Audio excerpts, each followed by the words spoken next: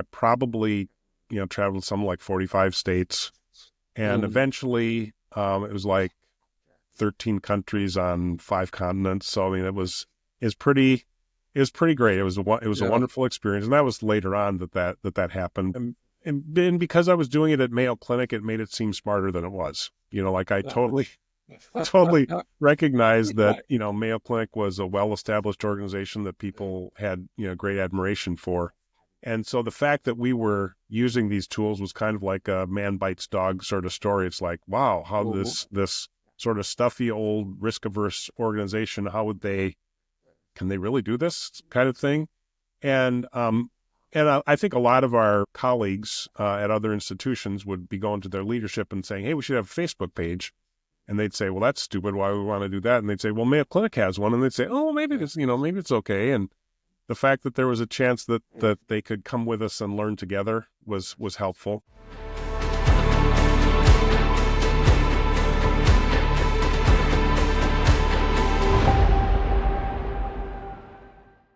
Hi, I'm Lee Acey, the founder of HELPcare. And in this episode, we're telling part of the backstory of how HELPcare came to be. I often say that everything I've done in my whole career has been preparing me for HELPcare.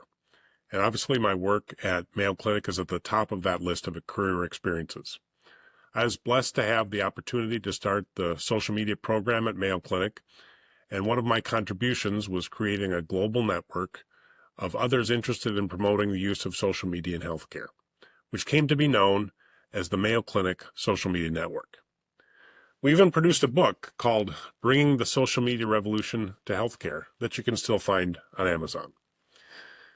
In this episode, my co-host Dan Hinman and I tell some of those stories of how we met through this network and worked together to promote social media use by hospitals and medical professionals, and some of the things we learned along the way that we're now applying in healthcare. I hope you enjoy it. Here's our conversation. Hey, Lee Acey, glad to welcome you back to the Take Charge podcast. And in this segment, we want to talk a little bit about the experience of how Dan and I got together through the Mayo Clinic Social Media Network, which was something that I got started back around 2010. And so that's where Dan and I first got together, and we thought some of the lessons that we learned through that and some of the principles might actually be interesting to some of you as well. Yes, I'm kind of excitedly about doing this today because I do think that some of the things we learned with the Mayo Clinic Social Media Network really have helped us in our careers and could be something that could help us with healthcare as well as we try to help people live better and healthier lives. Yeah, it's really all about amplifying the impact. And that's kind of a little bit of how when we talked last time, in the last episode, we talked about how my natural predisposition is to just try stuff. And so one of the things I tried besides podcasting was blogging. But I did recognize that while with the podcast, we had these already pre-produced episodes, blogging was a whole new thing, because we didn't want to be taking doctors away from time taking care of patients to be writing on a blog. Mayo Clinic had a website already. But I also recognized that if we were going to do blogging for Mayo Clinic, I should know how to do it. Yeah, I don't good idea. experiment on behalf of a multi-billion-dollar brand, and look bad in that way. And so I needed to get some experience. And so I started my own personal blog, which I called Lines from Lee at the time, using WordPress.com, and it was free. And for the first while, I kind of made a virtue out of doing everything that I was doing was something that you could do for absolutely no money out of pocket. At Mayo Clinic, it's an educational institution, and so part of what they encouraged us to do is like once a year go to a conference and learn about how we can do our job better. And so I went to one of his conferences, and I brought my laptop along, and I live blogged from the conference, and I had started this blog. I didn't know what it was going to be about, but I just was okay, this sounds interesting, like sharing the things that I'm learning during these meetings, during these sessions from other experts. And there's typically like in media relations and other communications topics. And so I started publishing some blog posts and got familiar with it and found out, hey, this is really pretty easy and pretty simple and pretty fun. And anyway, it turned out that as I went to the next conference, then eventually I got asked to, well, would you come and speak at the conference about what you're doing? and what I was doing in media relations at Mayo Clinic. And so that became kind of part of what I was doing. And so then when you were a speaker, then you got to go for free.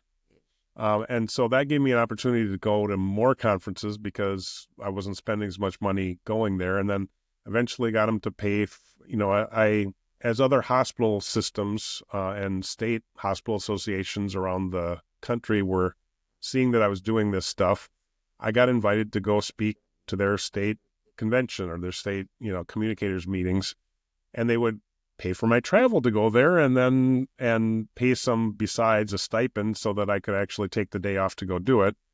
And that's kind of what over the next several years, probably 2006 to 2009 or so, that was how I started to make some connections, with other groups. One other interesting element is that, you asked previously, what was Mayo's reception like, in doing this stuff? And so on the one hand, it was proceed until apprehended and get some good things happening. But on the other part, we had some consultants in.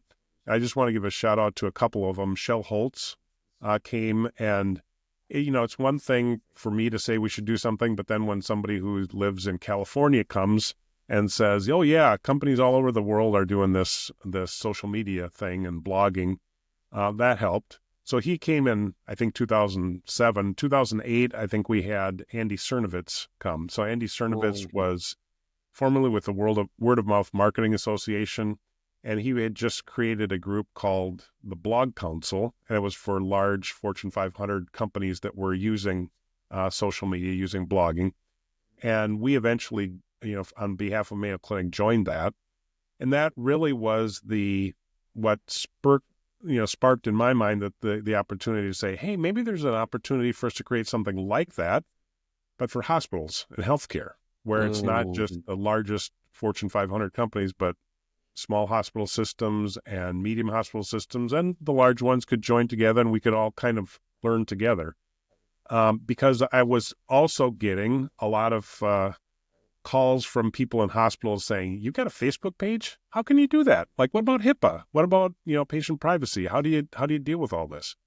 And I liked helping them. I liked to be able to be of assistance, but I had a job to do too. I had my day job. And so we kind of saw creating what became the Mayo Clinic Social Media Network as a way to monetize a little bit some of my time with it, where we could say, hey, if you want to join along with us, we'd be glad to, help share best practices and we can learn together.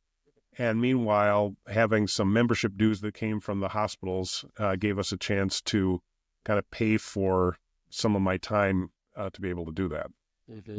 And not only for your time, but also there's some infrastructure necessary with the technology and other kinds of expenses that came up that way. When you were doing being invited to speak at these places, about how many times a year might you have been asked? Oh, yeah. I mean, it eventually got up to being, a couple times a month, maybe, and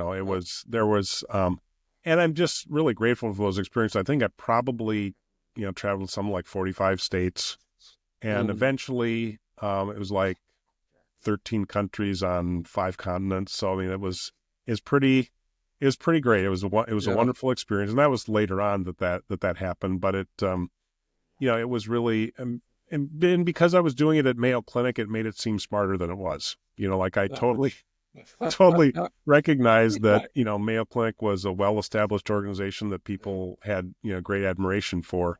And so the fact that we were using these tools was kind of like a man bites dog sort of story. It's like, wow, how this sort of stuffy old risk-averse organization, can they really do this kind of thing? And I think a lot of our colleagues at other institutions would be going to their leadership and saying, hey, we should have a Facebook page. And they'd say, well, that's stupid. Why would we want to do that? And they'd say, well, Mayo Clinic has one. And they'd say, oh, maybe maybe it's okay. And the fact that there was a chance that they could come with us and learn together was helpful. Yeah.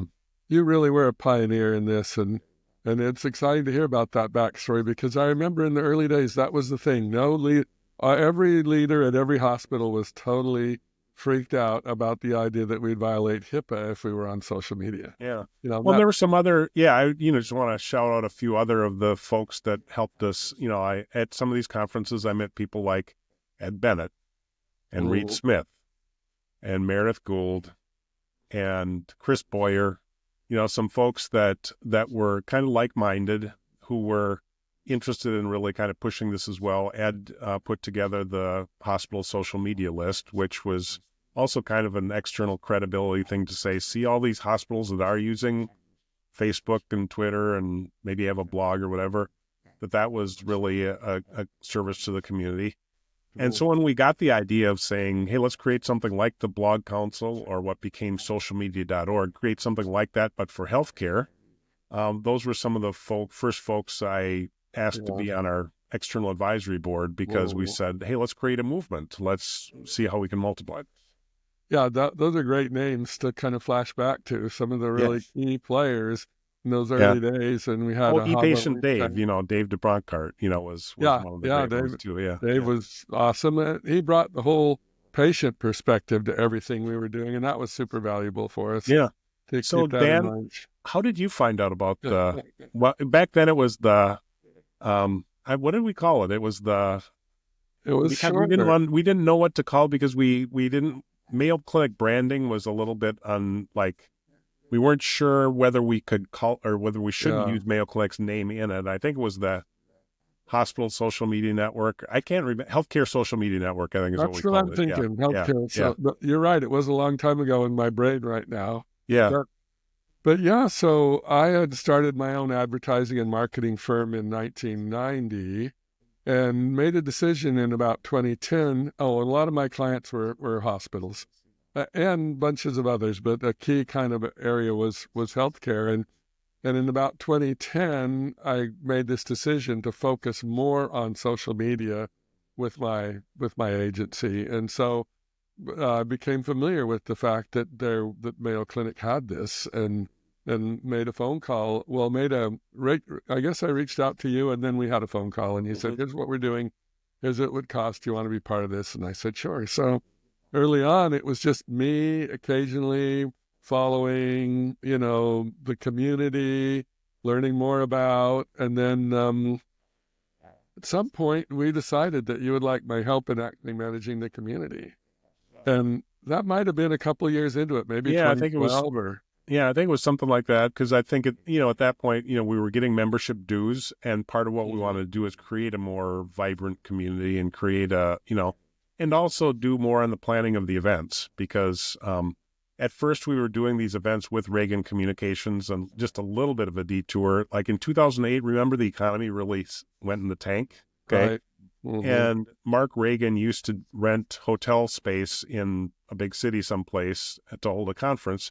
Well, suddenly nobody's got the money to travel to conferences anymore. And so he developed the concept of a hosted conference where, like in our case, Mayo Clinic would host the conference, and we get a certain number of free passes for our communicators to attend. And then he didn't have the expense of the hotel, space that kind of made that work. And so that's a little bit, having that relationship also gave us a chance to have some programming that we didn't have to be responsible for developing all of it, but we could kind of jointly do these events between Reagan Communications, and the network. And then as we progressed further, I think we said, well, why don't we have Dan help us plan the events? Let's do the events that are just our own, instead of having an event that, Reagan Communications gets all the registration fees. Let's make it a bigger event. Yeah, and that was great. And I love that idea of planning and identifying the right topics and bringing in the right people and what the right setting is and all of that.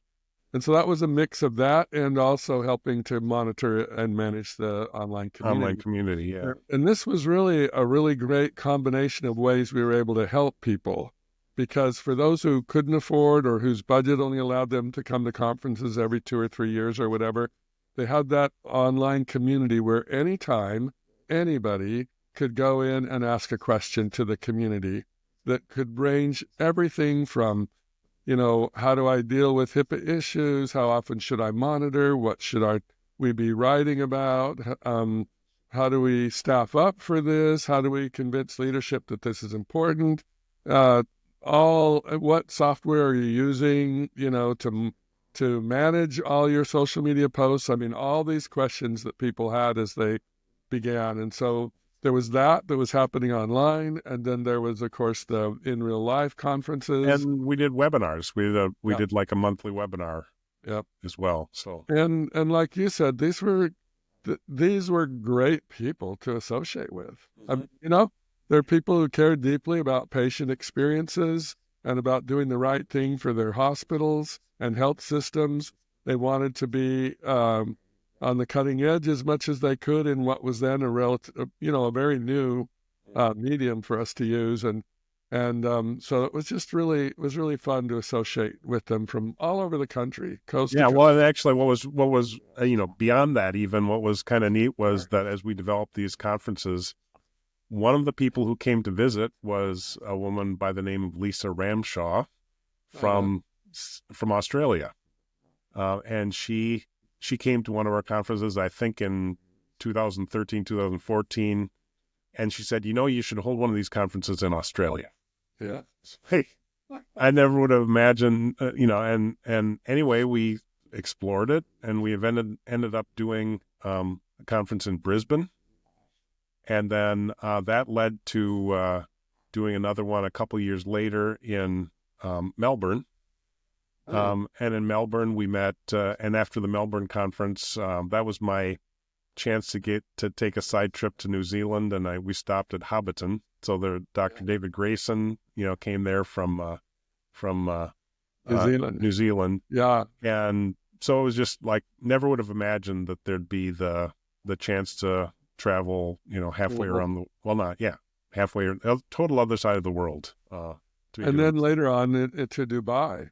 Yeah, to absolutely. do a conference in Dubai. That was a very unique and yeah, interesting. and the thing that was interesting about it too is that if this was totally divorced from Mayo's history, it would have been like, I don't think it would have stuck. It wouldn't have been able to have worked. But, word of mouth has always been important for Mayo Clinic. But also Dr. Will and Dr. Charlie Mayo, the brothers who were the sons of the founder, but the ones who really got Mayo Clinic going, they had this tradition that one would travel in the spring and one would travel in the fall, and the other one would stay home and take care of the practice. But Dr. Will in his lifetime traveled to 25 countries, including Australia, and he went by steamship and by train, for that kind of travel. And so it was kind of great that we could use, A, we had air travel to get there, but B, we could make these connections with these social networking tools instantaneously. You could connect all over the world. And with Dr. Will and Dr. Charlie, it was social networking. Like, they were visiting with other doctors and presenting at meetings and learning from each other, and they'd invite the others to come back and see them. And so we were able to just make that case that this is just the new way that using technology to do the same kind of thing that's really has been part of Mayo Clinic's history for 100 years, And so that was being able to make that connection, I think, was part of what helped it work for us. Yeah. So, so at some point, well, thinking also about the value of the community, the online community, I mean, this all went back in in a key way to patient care. Mm-hmm. I mean, it is social media, and it is talking about how to use those platforms to build the reputation of the hospital and its services. But it was all because we wanted the patients to get the very best experience they could. And so social media also was a really powerful way of educating patients, wasn't it? Right. And for a long time, we would talk about the videos that you would produce, that Mayo would produce to place on social media and on YouTube, and just how many people learned about their diseases and the hope that could come through the right kind of care through the social media platforms that were never available for people before. Right. Yeah. I mean, before you had to have an FCC license to be able to broadcast, and so because of that, there were 3 major networks, and then there became cable channels, but there's still you had to be able to draw a pretty significant audience to be able to make it economically worthwhile. Well, with the flip camera, with other, being able to put stuff on YouTube, if it only cost, $100 to produce the video, including the staff time to edit it. You could spend, 15, 20 minutes talking with an expert about a really rare condition that very few people have. Okay, like there was one, congenital insensitivity to pain. That's maybe 300 people in the world have that or something like that. Well, but if you can produce a video that doesn't cost that much to do, and then you put it on YouTube, then suddenly the people who have that condition can hear from a world-leading expert about, really in-depth information about that issue. And it was just really an empowering kind of thing for patients to be able to get that good information. And I would say that it was the social media network that led to Mayo starting their patient online community, right? Absolutely. I've forgotten now what they actually called that community. That was called Mayo Clinic Connect. Okay. So we used And we met Colleen Young, who became our guru in setting that up. She was fantastic.